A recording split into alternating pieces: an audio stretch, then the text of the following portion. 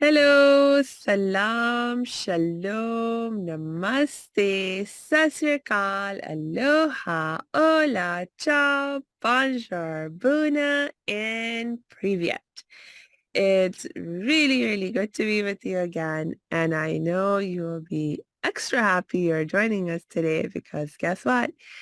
We have a very special guest who is also a happiness coach. So welcome, Alex, and please jump right in and tell us more about who you are and what you do.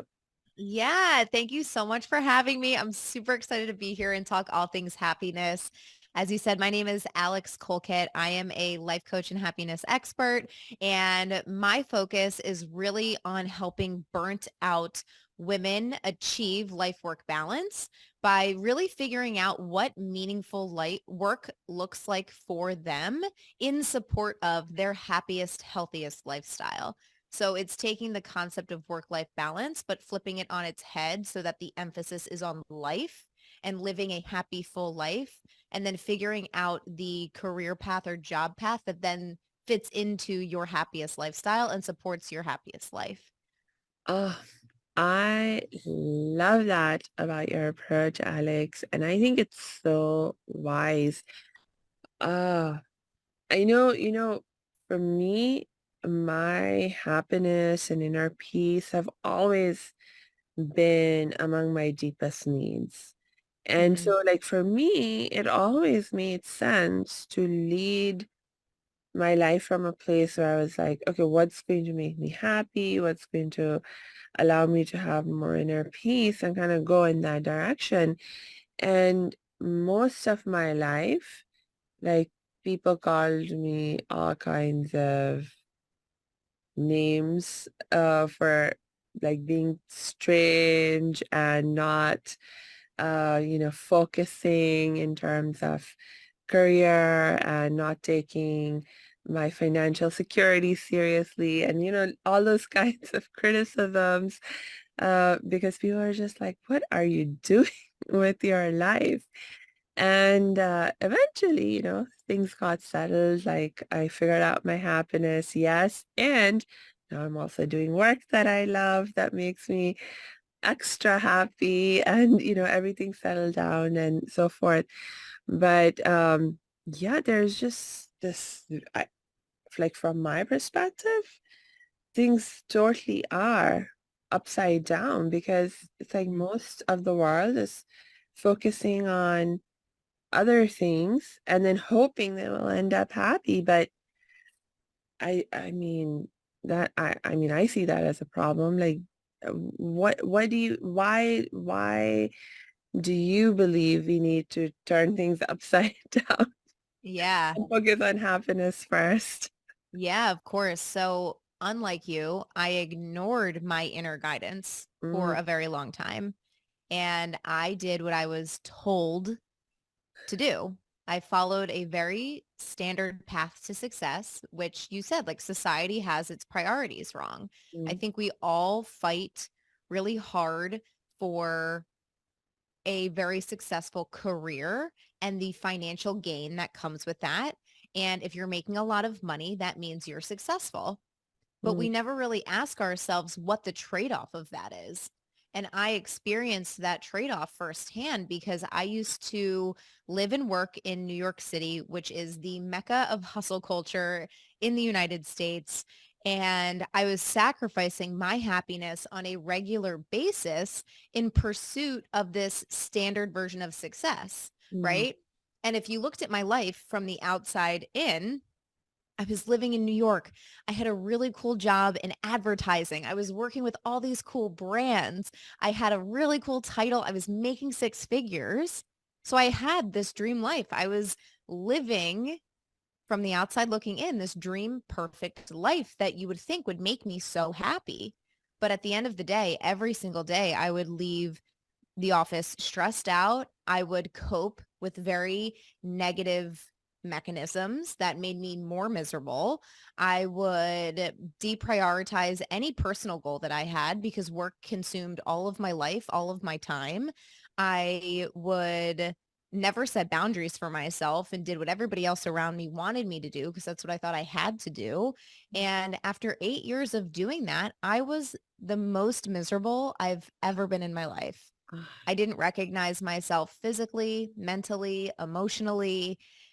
And I got to a breaking point where I said, what is the point of all of this? Right. And I think that's the first time I really did ask myself what I want out of life.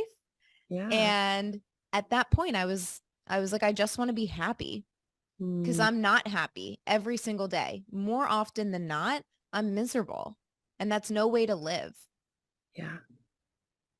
Yeah. Oh my gosh. That's so true. And it's, I think, so sad that so many people have to get to that breaking point before Mhm. they're able to really shift their thinking and their lifestyles, or even feel like they have the permission to start Yeah. thinking about what really makes me happy. What do I really want to do that will make me happy? Um, and some people, it's like, don't even ever get to experience that. They just kind of, I mean, I mean, on the good side, they don't ever get so miserable and hit things so bad that, they're like, um, at that breaking point in some ways.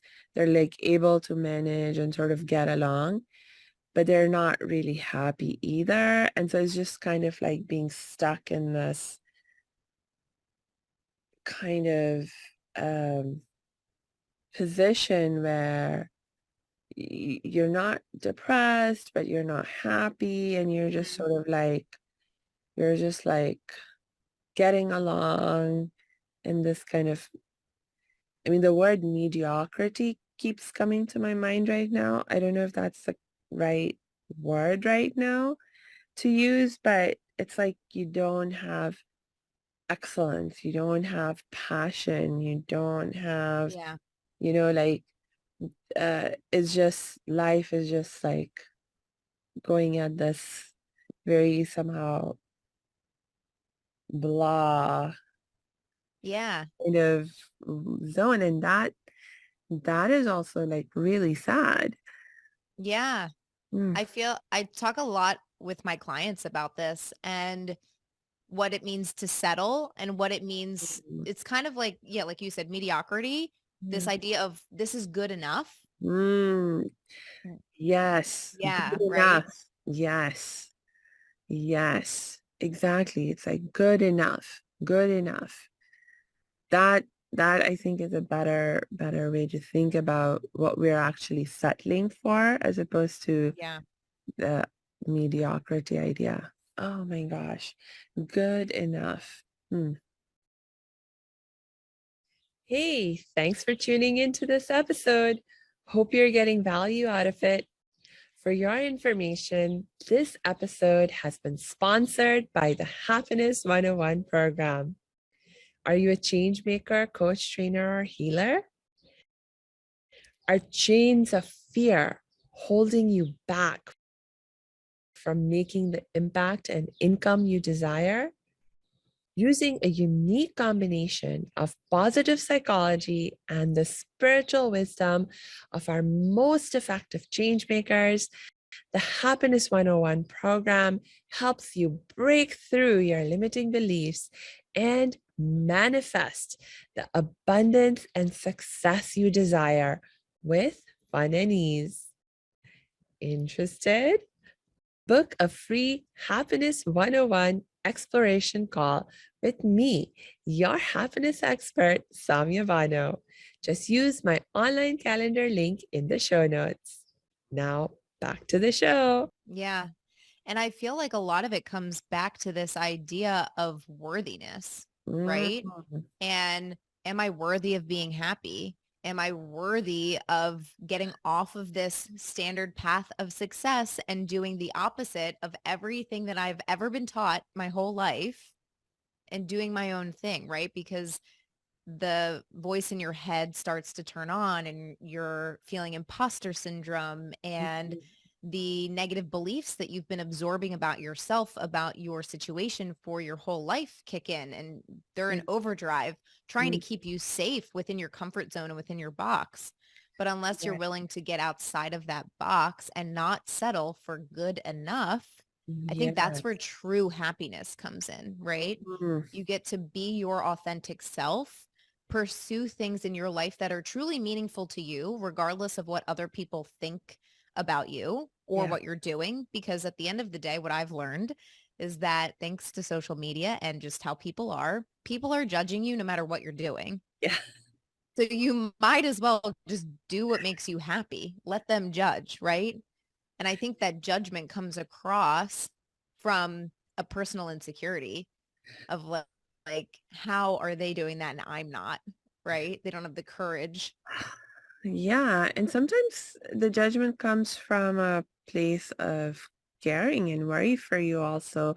Like I know, for example, I remember it so vividly having this conversation with one of my uncles who is very much into following the societal formula for success, or he was at that point in time, certainly. And at some point in our conversation, he said, Samia, if you're not making at least six figures in income, you're wasting your life and your potential. And I was like, no, I don't. I mean, I don't see it that way.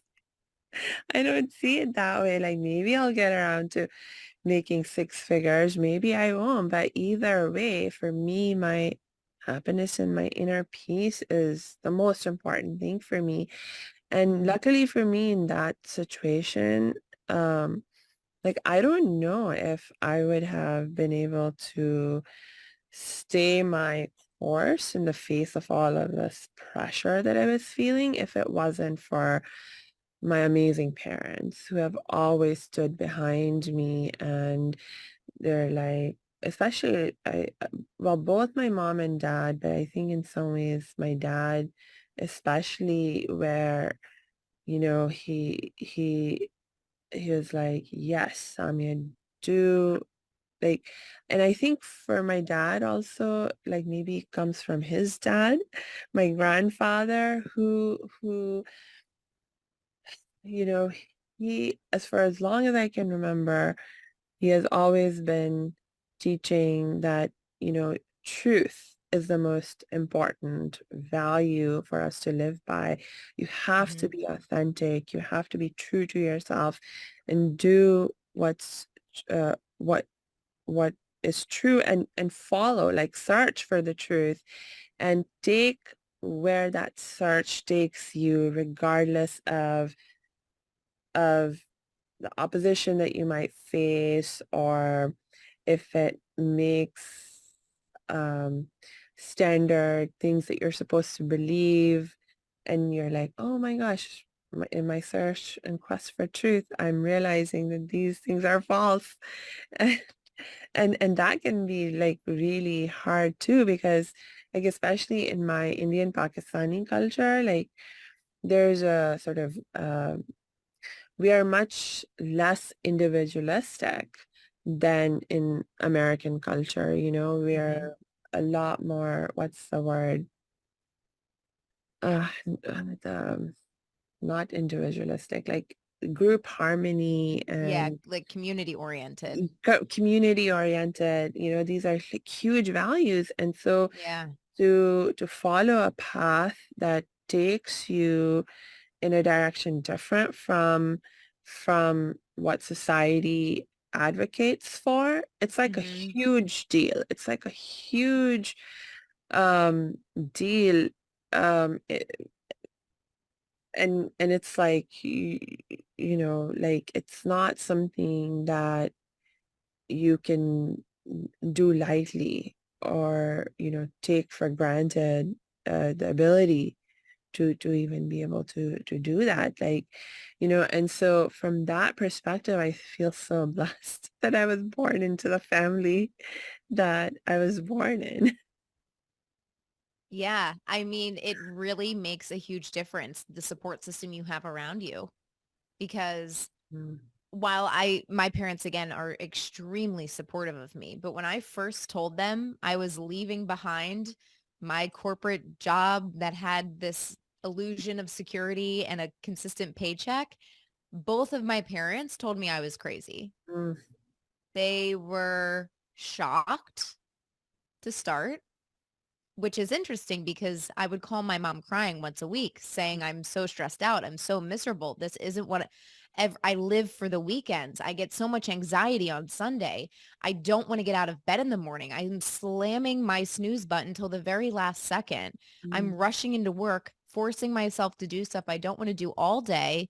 Then I get home, I skip the gym because I'm too exhausted. I end yeah, up staying up late trying to find time for myself to do the things that actually make me happy, which pushes back my bedtime, which then makes me get 5 hours of sleep. And then the whole circle or the whole cycle starts over again. yeah. And I looked at my mom and I was like, I don't want that life for myself. Mm, And I recognize both of my parents made themselves from nothing. They both came from immigrant parents. They both built up their careers because they grew up, I would say, middle class, not needing things, but also not living a very lavish lifestyle, right? And I think both of them at the time had the mindset of, I want better for my family. yeah. So they chose to pursue that career path and pursue financial security to give me and my sisters the opportunity Mm, to follow a different path. So it comes full circle in the sense that I am so grateful for everything that they did for our family and to give me all of the opportunities so I can now sit here at this point mm, and say, I don't want that same path for myself because I see what it did as far as stress in our family and what a beautiful gift that is to reflect and be so grateful for that, but then say, I actually don't want that for myself mm. and explore a new career, a new Yeah, path, be yeah, my authentic self and yes, live happy every single day. yes. Ah, that is so true. That is so true. And you know, I think also times have changed in like Yeah. across the world, times have changed. I mean, like even a few decades ago, what was possible was different in terms of how you could make money and what you needed to be doing in order to survive even. Mm-hmm. And now, especially living in a first world country like the US, I mean, we have so many more opportunities that just didn't even exist a few decades ago in terms of the possibilities of how we can create different lifestyles and different lives for ourselves. And so in some ways, I also must say I feel really blessed to live in the times that we do. Mm-hmm. Ah, so Yeah, because like you yeah, said, the opportunities are pretty endless for our oh, generation. yes. And I truly believe that happiness is a choice. You Mm, can choose how to wake up every day. You can choose your actions you take every day. You can choose your attitude and how you show up and how you react to things. And I think that is such a blessing yes. because we can then choose the direction we want to take our life and choose happiness. Yes. I love that. So talking about choosing happiness and choosing a life of happiness, I know one of the things you are really amazing at helping your clients with is holistic habits of happiness. Tell me more about that.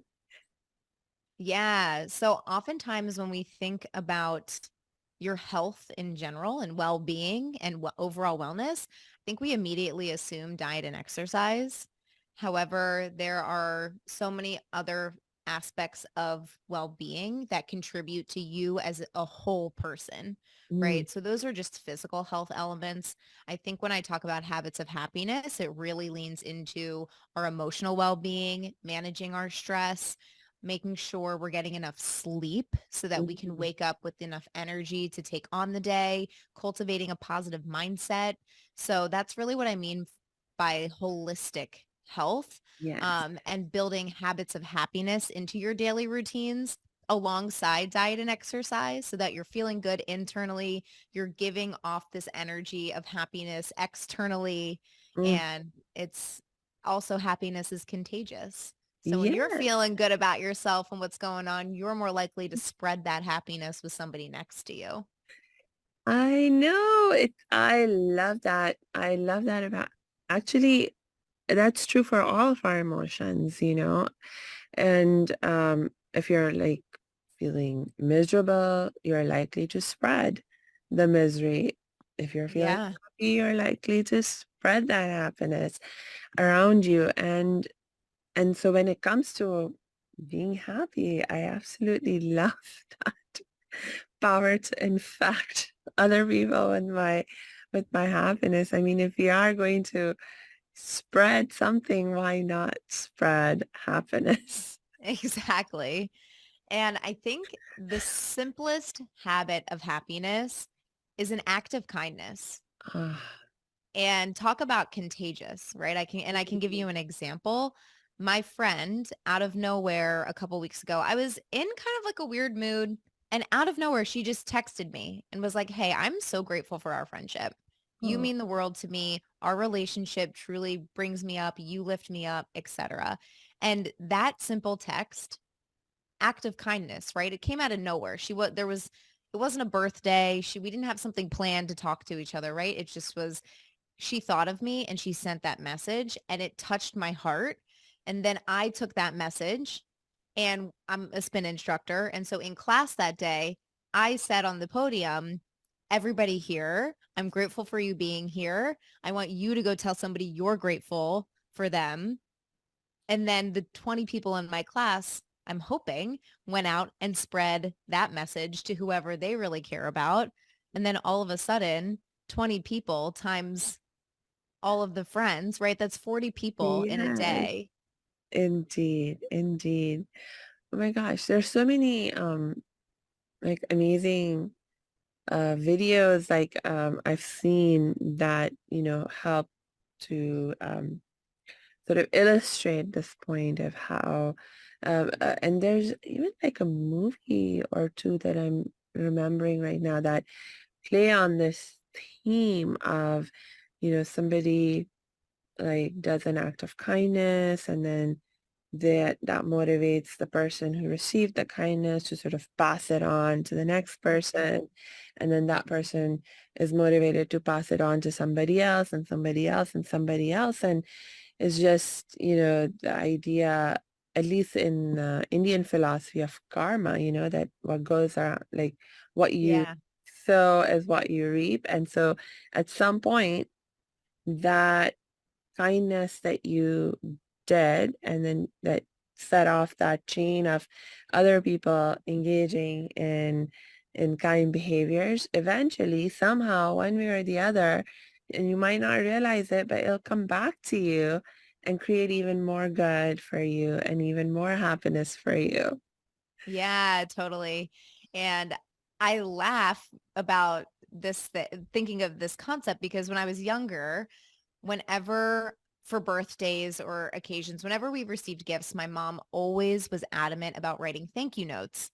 And when Mm, I was a kid, I didn't want to do it. It felt like a chore. I was annoyed that I had to do it, right? So by the time I was eligible to manage myself, I stopped writing thank you notes, which not great. But now as an adult, I write thank you notes to everybody on random days for doing absolutely nothing, right?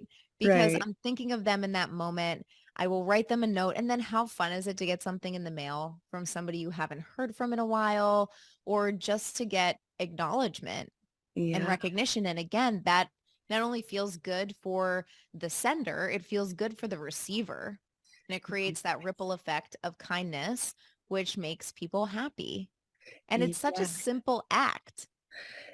Indeed, indeed. And this makes me think about one very important lesson that I learned about choosing happiness is I think there are a lot of practices that are common aspects of how we are taught to behave in our culture.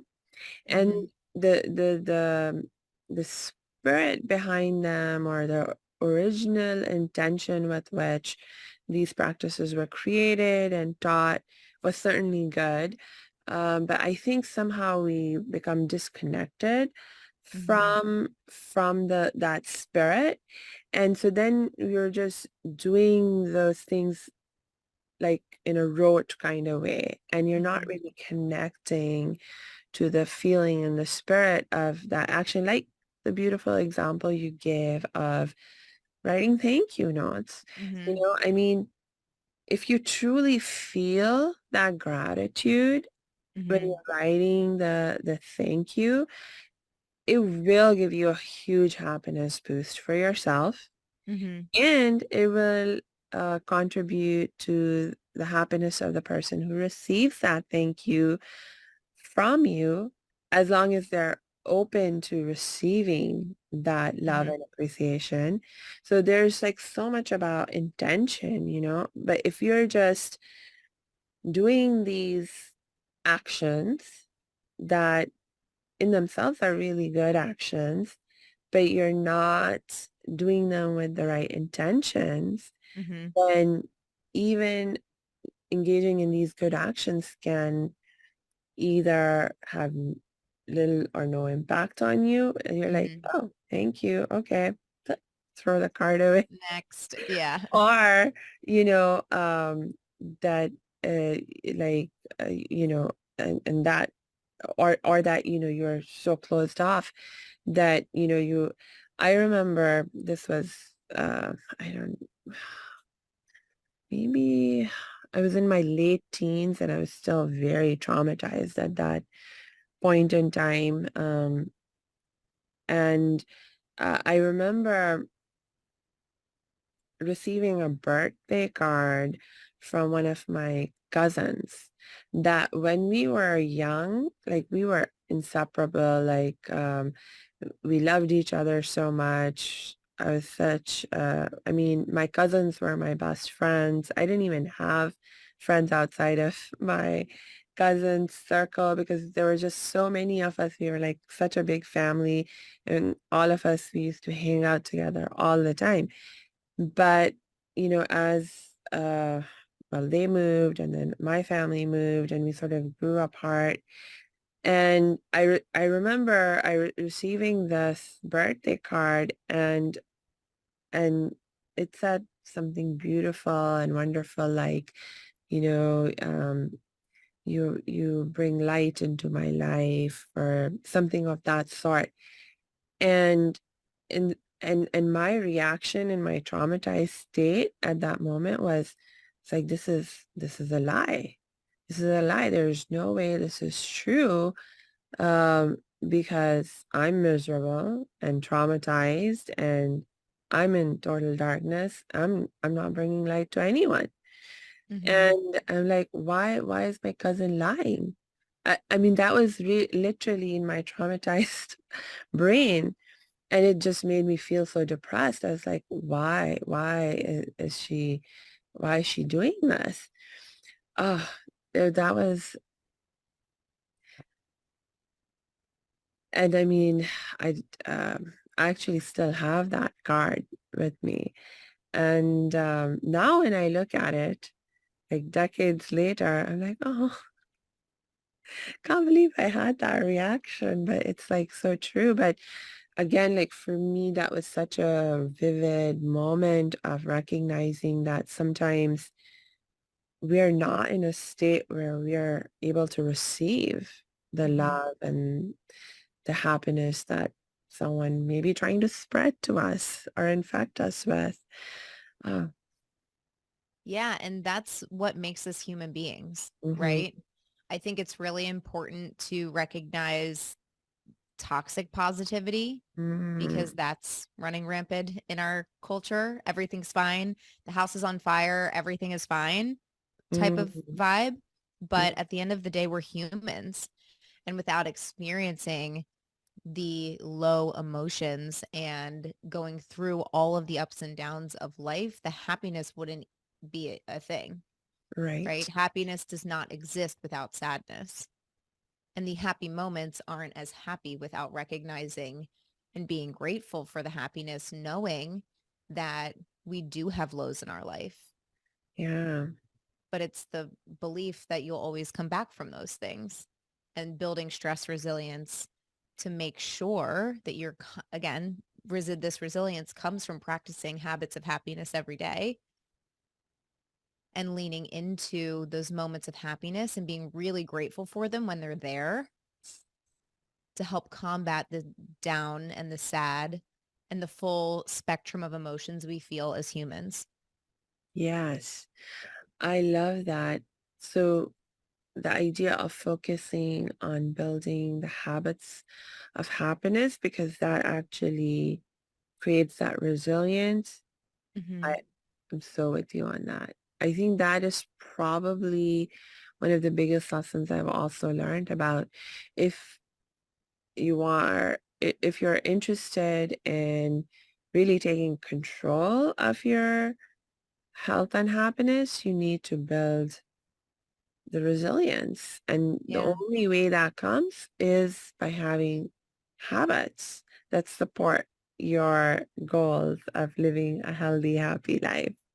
Yeah. And from a holistic standpoint, that care Yeah. for your emotional needs, Mm, for your mindset, for things outside of just diet and exercise. And I think when we think yes. about health and happiness, it's very much focused on diet and exercise, whereas there's Yeah. so much more to it. Yes. And it's interesting also, I think, like in our culture, the emphasis that is there on like diet and exercise, like in itself, yes, of course, we want to take care of our diet and we want to exercise. These are, as you said yourself, Alex, key components to having holistic habits of happiness, because Yeah. our mental and emotional health is so much connected to our physical health and wellness as well. It's not like they're two separate things.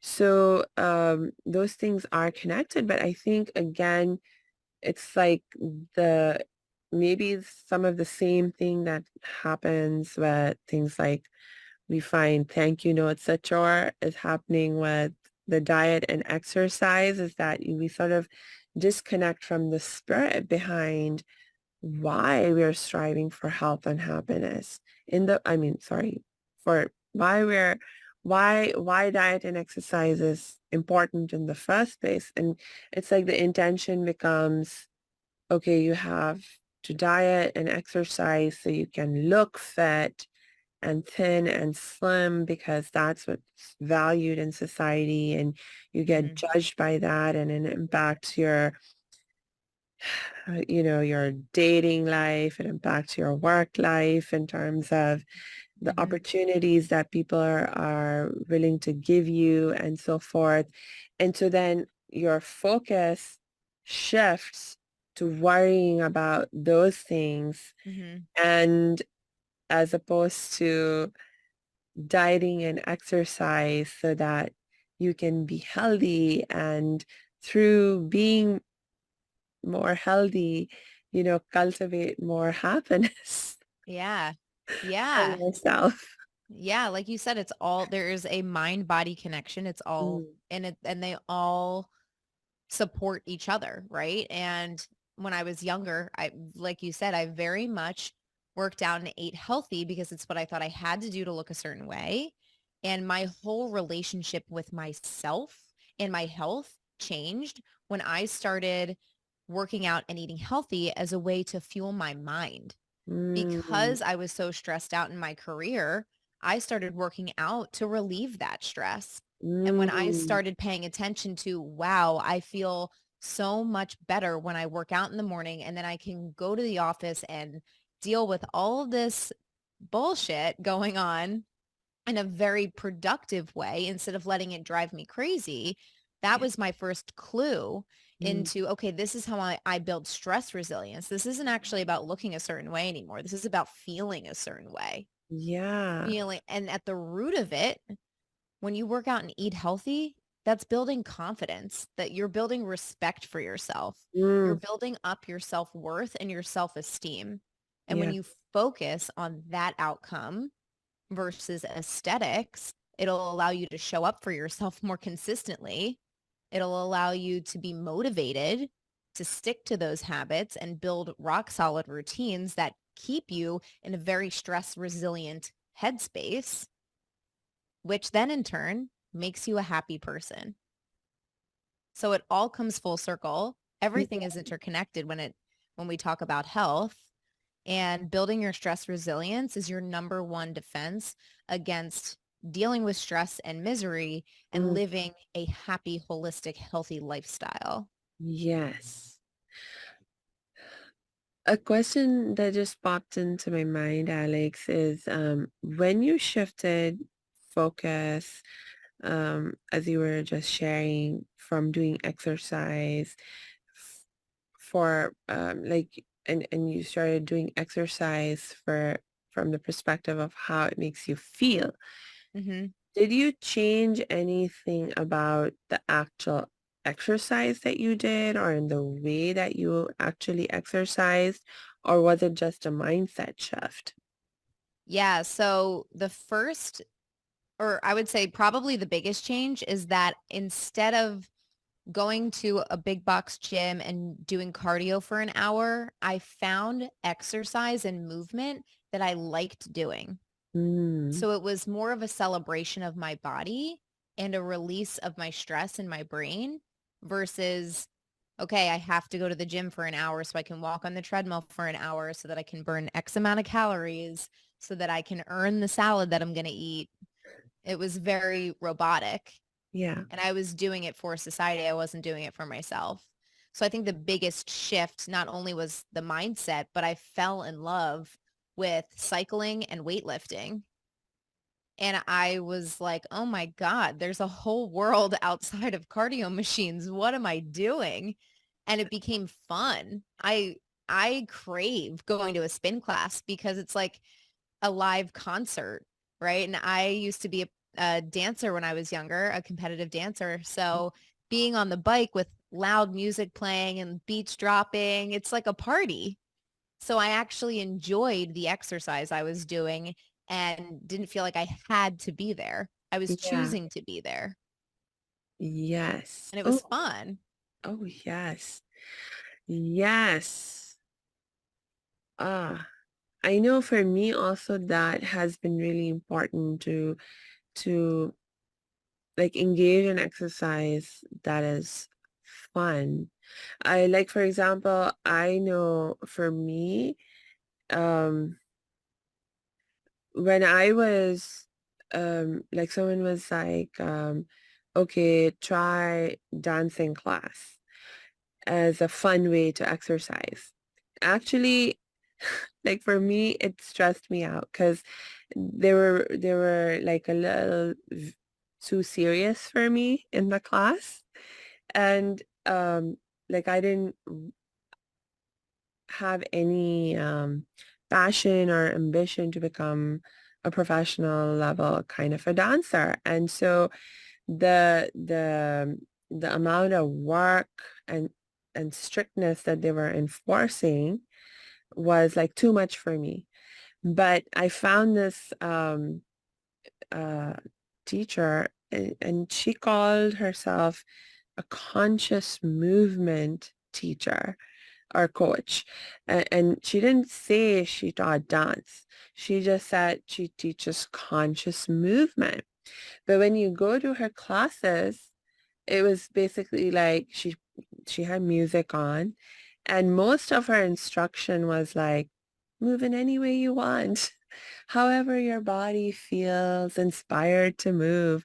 And she would move in certain ways to sort of like, you could follow her movements if you felt inspired to do it, or if you were feeling short on ideas of what kind of movements to try.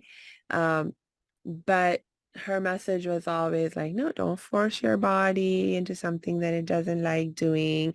And like really pay attention to what postures you take that actually feel good to you versus which ones feel forced.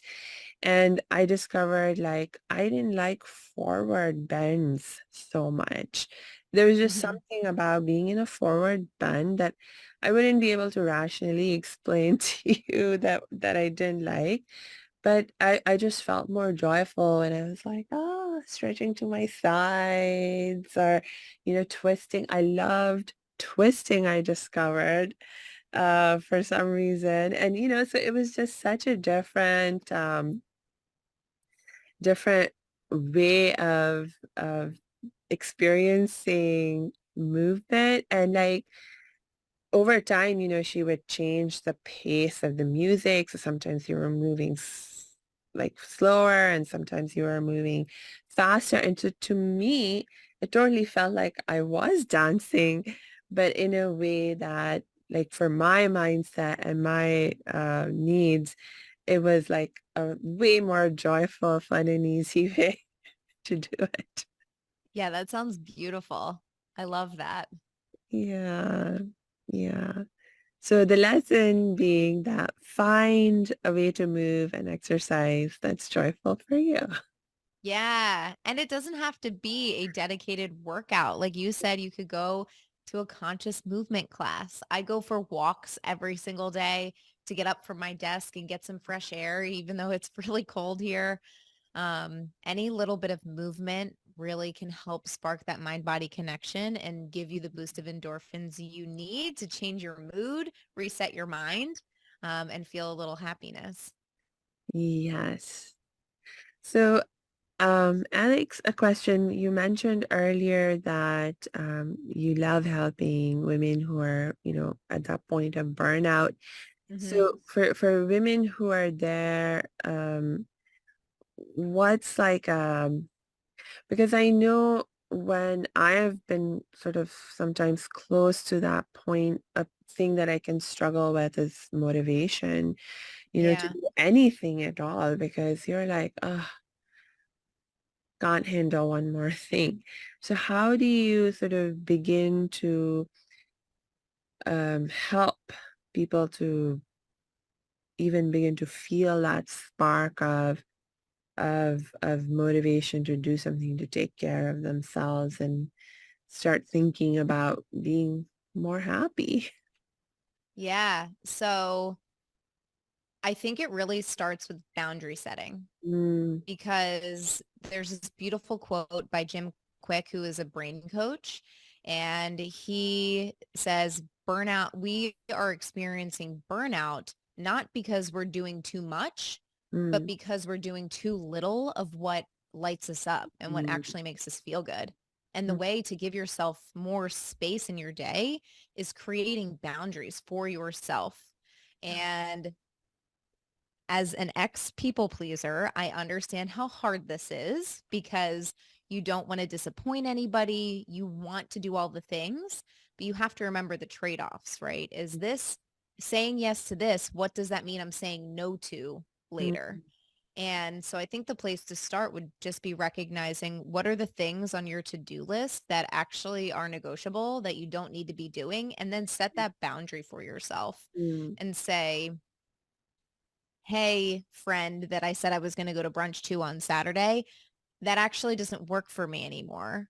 I'm, and you don't need to explain why, but yeah. you just set the boundary for yourself. And then you can use that time to do something that actually nourishes your soul. Mm, Um, and it's like you said, it's hard to find that motivation when you are feeling so depleted, but you don't need a ton of time. yeah. You could do something 5 minutes for yourself. Yeah. And even if it's just 1% of your day, if you do 1% every day for 30 days, That's compound interest. So if you write down one thing you're grateful for 30 days, and then at the end of that 30 days, you look back and you read a list of 30 things of why your life is beautiful and why you can choose to be happy right now, that is mind-blowingly life-changing. Yeah. And it's such a simple act. So in conclusion, I'll wrap this all up. Setting the boundary for yourself to make sure you're not putting yourself last. And it's not, boundaries are not meant to be a two-way street. Boundaries are a one-way street. So if the person you're setting a boundary with or the activity you're setting a boundary with doesn't necessarily respect it or understand it, that's none of your business. Mm, You've got to do what's important for yourself. Disappointment is a part of life. So you might as well disappoint somebody else than disappoint yourself over and over again. Because every time you disappoint yourself, you lose respect for yourself. And that's where your confidence takes a hit, your mm, self-esteem takes a hit, those feelings of sadness, maybe anxiety and depression come in. And it's really hard to lean into the moments of happiness when you are in that cycle. So that's set the boundaries. Yeah, set the boundaries for yourself. And 5 minutes makes a world of difference. yeah. You don't need to do this 2-hour gym excursion or sit down for 3 hours and paint, right? You could do something in 5 minutes. Yeah, even if it's doing nothing, because like especially Yeah. for people who are at that point of burnout, just doing nothing is a blessing. So just do nothing and be grateful that you get to do nothing. Yeah. And one of the best ways to trigger your parasympathetic nervous system, which is your calming nervous system, Mhm. is to take deep breaths, Mm, reconnect with your breath. So yeah, sitting still for 5 minutes could be the most magical 5 minutes of your day. yeah, Sitting there, just deep breathing in and out, giving your brain some fresh oxygen, triggering your parasympathetic nervous system, sending a sense of calm and relaxation over your body will yeah. help you reset Mm, and go back to what you were doing with a little bit more of a positive mindset and a better way to react to stuff. yes. Oh gosh, Alex, you keep bringing up stuff that I want to keep following up on, and we have to wrap up for today. We could talk forever. Yes, in fact, I would love it if you come back for a second episode because, when you were talking about being an ex-people pleaser, oh my gosh, that's like a huge topic that, like in itself, uh, I'm already having questions about that. Well, I'll come back anytime. When I launch my podcast this year, you'll have to come on to mine. Awesome, awesome. So happy to do that. Okay, so Alex, we will wrap up for now. Do you have any last words you'd like to share? Just remember that happiness is a choice. I think we oftentimes get wrapped up in feeling like happiness is out of our control, but it's not. You can do things every single day, little things, mind you, that don't take a lot of time to feel happiness every single day. Highly. Happiness is a choice. Yes, happiness is a choice. Thank you for that, Alex.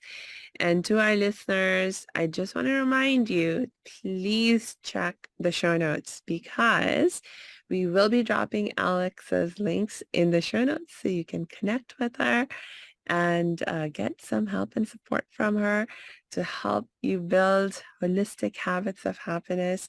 And yeah, until we connect next time, I just wish you lots and lots of peace and joy.